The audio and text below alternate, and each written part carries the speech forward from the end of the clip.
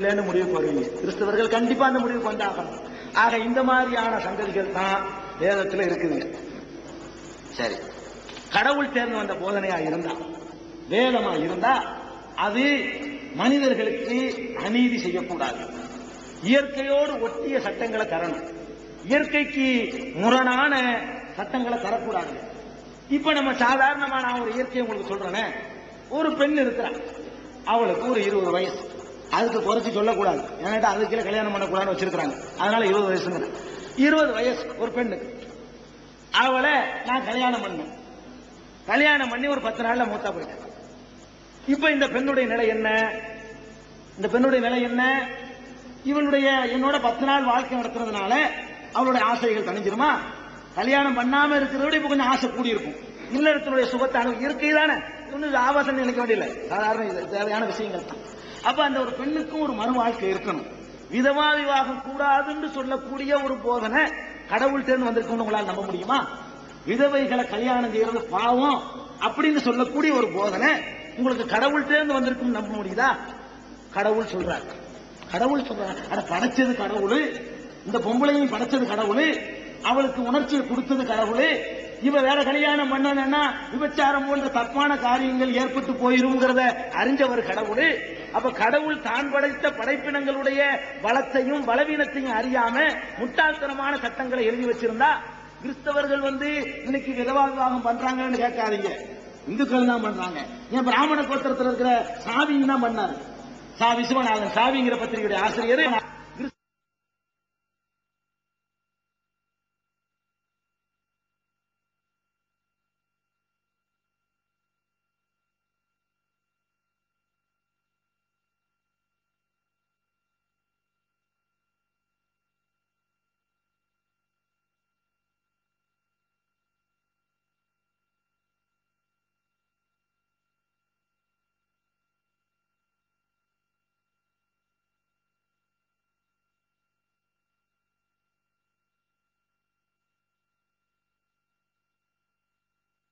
குடும்ப மகளுக்கு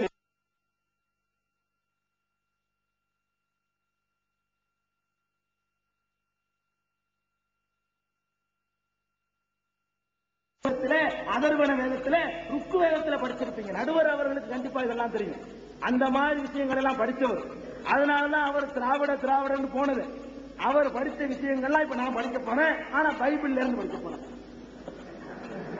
உனக்கு அணில் மகைகள் 2:222 மாதவிடாய் பத்தி சொன்ன வசனம் 2:222 அது குறிக்காதனால நான் எடுத்து கொடுக்குறேன். சரி, அதை படிங்க. அதாவது லேவியராகமம் 15வது அதிகாரம் 19 முதல் 24 வரைக்கும் படிங்க. சூதகஸ்திரீ தன் சரீரத்தில் உள்ள சூதகஸ்திரி வளைக்குங்க. சூதகஸ்திரினா மாதவிடாய் வந்த பொம்பளை. படிங்க. சூதகஸ்திரீ தன் சரீரத்தில் உள்ள உதிர ஊரலி நிமித்தம் 7 நாள் தன் விலக்கத்தில் இருக்க கடவள். அவளை தன் விலக்கத்தில் இருக்க கடவள். அவளை தொடுகிறவன் எவனும் சாயங்காலம் மட்டும் தீட்டுப்பட்டிருப்பானாக. அவள் விலக்கலாயிருக்கையில் எதின் மேல் படுத்துக் கொள்ளுகிறாளோ எதின் மேல் உட்காருகிறாளோ அதெல்லாம் தீட்டாயிருக்கும். அவள் படுக்கையை தொடுகிறவன் எவனும் தன் வஸ்திரங்களை தோய்த்து தண்ணீரில் முழுகி சாயங்காலம் மட்டும் தீட்டுப்பட்டிருப்பானாக.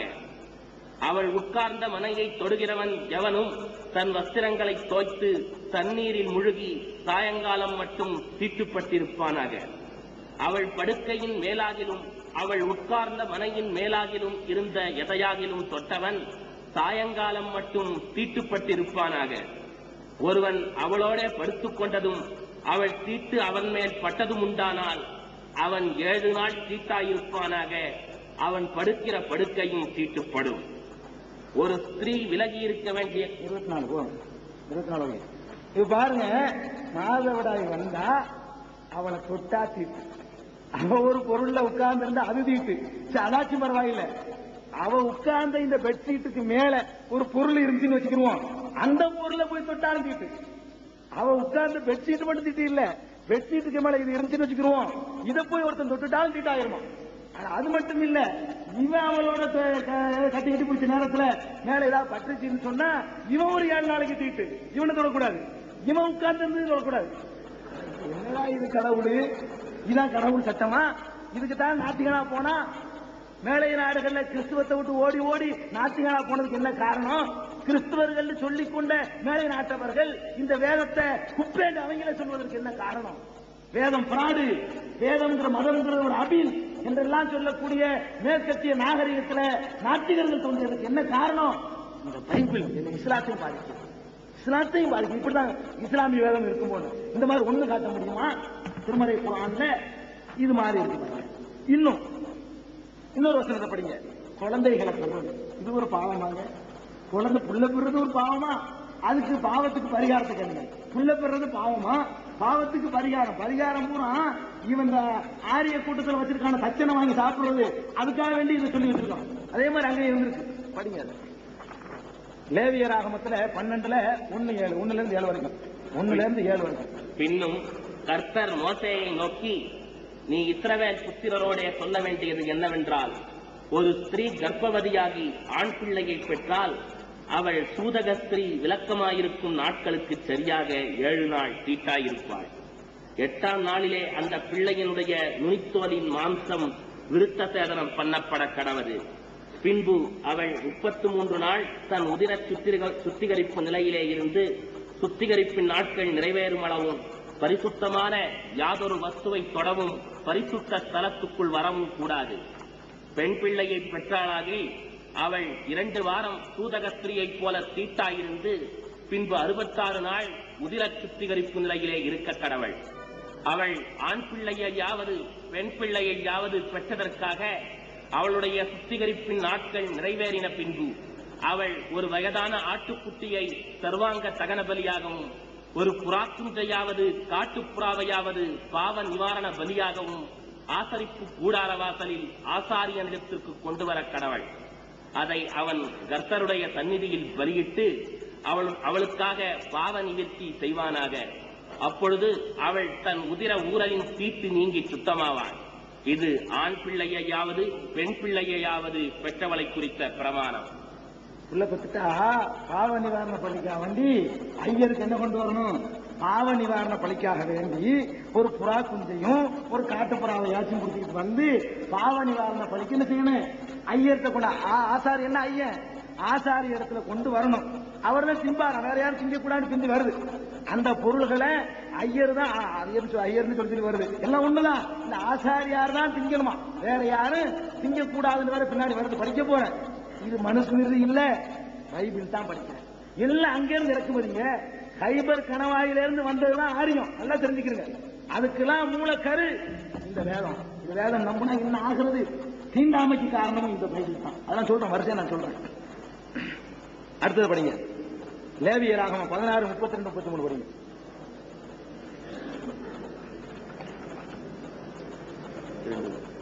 அபிஷேகம் பெற்றவனும் தன் தகப்பன் பட்டத்திற்கு வந்து ஆசாரிய ஊழியம் செய்ய பிரதிஷ்டை பண்ணப்பட்டவனுமாகிய ஆசாரியனே பாவ நிவர்த்தி செய்ய கடவன்.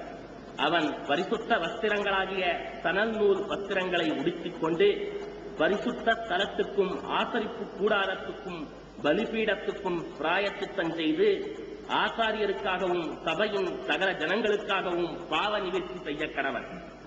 அப்ப இருக்கின்ற ஒரு பரம்பரை இருக்குது, அவன் தான் செய்ய கடனமா. யார் செய்யணுமா? இத அவன் தான் செய்ய கடனும். தனி ட்ரஸ்ட். இந்த புரோகிதம் ஆச்சரியங்களை கோயிலுக்கு கூட நீங்க போராடுறீங்க. இதெல்லாம் வந்தது இங்கே இருந்தீங்க. தாழ்த்தப்பட்ட மக்கள் எல்லாம் கவனிங்க. அபிஷேகம் பெற்றவனும் தன் தகப்பன் பட்டத்திற்கு வந்து ஆசாரிய ஊழியம் செய்ய பிரதிஷ்டைங்கிற வார்த்தையோடு அங்க இருந்தது. பிரதிஷ்டை பண்ணப்பட்டவனுமாகிய ஆசாரியானே பிராயச்சித்தம் செய்ய வேண்டும். அவனே ஏகாரம் போட்டிருக்கு. அவனும் செய்யலாம் இல்ல, அவனே செய்ய வேண்டும். அவன் பரிசுத்த வஸ்திரங்களாகிய சணல் நூல் உடைகளை உடுத்துக்கொண்டு பரிசுத்த ஸ்தலத்துக்காக பிராயச்சித்தம் செய்ய வேண்டும். கடவுள் இப்படி ஒரு ஜாதிக்கு உரிய கடவுளா? ஒரு ஜாதிக்கார மதத்தை சொல்லி ஏமாத்தி சாப்பிடுறதுக்குள்ள சட்டங்களை தரக்கூடிய கடவுளா?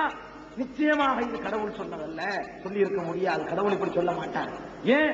எங்களுக்கு கடவுள் சொல்றார் ஒரு இடத்துல, யா அய்யுஹன்னாஸ், மனிதர்களே, இன்னா கலக்குனாக்கும் மின் தக்கரியும் உன்சா, உங்களை நாம் ஒரு ஆண் ஒரு பெண்ணில் இருந்து படைத்தோம். எங்களுக்கும் குர்ஆன் வேத கருத்தனை இப்படி சொல்லுவார். அங்க காப்பிடிக்கப்பட்டதான். எது காப்பிடிக்கப்பட்டது? இந்த புரோகிதம் இருக்கிறா, காப்பீடிக்கப்பட்டதுன்னா ஐயா அவர்கள் எது காப்பீடிக்கப்பட்டது? சீட்டு காப்பீடிக்கப்பட்டுச்சுங்கிறீங்களா? இந்த புரோகிதம் காப்பீடிக்கப்பட்டுச்சுங்கிறீங்களா? கொஞ்சம் நீக்கி சேர்த்து விளையாண்டு இருக்கிறவன் அது காப்பீடிக்கப்பட்டுச்சுங்கிறீங்களா? ஒரு ஜாதிக்காரன் தான் கோயிலுக்குள்ள படைக்கிறதுக்கு உரியவன், மற்றவெல்லாம் கையை கட்டிக்கிட்டு பின்னாடி நிக்கிறவன் சொல்றீங்களே அது காப்பீடிக்கப்பட்டுச்சா? அல்ல இன்னும் வரப்போகுது பட்டியல், இதெல்லாம் காப்பீடிக்கப்பட்டுச்சான்னு சொல்லுங்க. சும்மா காப்பீடிக்கப்பட்டுச்சுன்னா இன்னமும் குப்பை வண்டி வண்டியா வச்சிருக்கிறேன், எல்லா குப்பையும் விடுறேன் பாருங்க, இதெல்லாம் காப்பீடிக்கப்பட்டுச்சான்னு முடிவுக்கு வாங்க. ஆக இந்த மாதிரி ஒரு இனத்தை உயர்த்துவதற்காக அது எழுதப்பட்ட யூத இனத்தவர்களுடைய அவர்களை பெருமையை நிலைநாட்டுவதற்கான புஸ்தகம் இது. கடவுளுக்கு இந்த புஸ்தகத்துக்கு சம்பந்தமே கிடையாது. இன்னும் பாருங்க, இது பாருங்க, இதை நானே படிக்கிறப்ப நல்லா இருக்கும். பின்னும் கர்த்தர் மோசேயிடம் நீ ஆரோனோடு பேசி இதை சொல். கர்த்தர் சொல்றாருங்க, உன் சந்ததியாருக்குள்ளே அங்கவீனம் உள்ளவன், நல்லா கவனிக்கணும், அங்கவீனம் உள்ளவன் தலைமுறை தோறும் கடவுளின் அப்பத்தை படைக்கும்படி கிட்டி வரலாகாது. யார் வரக்கூடாதுங்க? அங்கவீனம் உள்ளவன் கடவுளுக்கு படைக்க லாயக்கு இல்லை. அங்கவீனம் உள்ள ஒருவனும் கிட்டி வரலாகாது. குருடன், சப்பானி, முகவிகாரம் உள்ளவன், என்னை மாதிரி பல இருக்கு, முகவிகாரம் உள்ளவன், அளவுக்கு மிஞ்சி நீண்ட அவயவம் உள்ளவன், ஐயா ஜவமணி மாதிரி கொஞ்சம் உயரமா இருந்தா அவர் வரக்கூடாது. அளவுக்கு மிஞ்சி நீண்ட அவயவம் உள்ளவன், கால் ஒடிந்தவன், கையொடிந்தவன், குறிப்பா நம்ம காஞ்சியாரெல்லாம் வரக்கூடாது, வாசிச்சாரா இல்லையா, அவர் ரொம்ப உயரமா இருக்காரு சாரம். அளவுக்கு மிஞ்சி நீண்ட அவயவம் உள்ளவன், கால் ஒடிந்தவன், கையொடிந்தவன், பூனன், அதிகம் மெலிந்தவன், பூ இழுந்த கண்ணன், சொரியன், அசருள்ளவன், அசர்னா எச்சித்தல் மூமாங்க, அது அசருமாங்க, அசருள்ளவன், விதை நசுங்கினவன் ஆகிய இவர்கள் கிட்டி வரலாகாது. கொண்டு வரக்கூடாதா? கர்த்தருக்கு கிட்ட நெருங்கக்கூடாது. கர்த்தருக்கு படைக்கிற தொழிலுக்கு இவர்கள் ஆயக்கு இல்ல. இது என்ன ஆணலகம் போட்டி நடக்குதா? நான் கேட்கிறேன், இதெல்லாம் ஆணலகம் போட்டிக்குள்ள தகுதி இல்ல, அல்லது மணமக்களை தேர்வு செய்யக்கூடிய தகுதியும் இல்ல. மணமகன் தேவைங்கிற விளம்பரத்தில் வேண்டுமானால் இப்படி வரலாம். குருடன் வேணாம், நொண்டி வேணாம், முடம் வேணாம், மெலிஞ்சவன் வேணாம், கட்டையன் வேணாம், நெட்டையன் வேணான்னு சொல்லலாம். ஆனா கடவுள் வந்து உள்ளத்தை பாப்பாரா?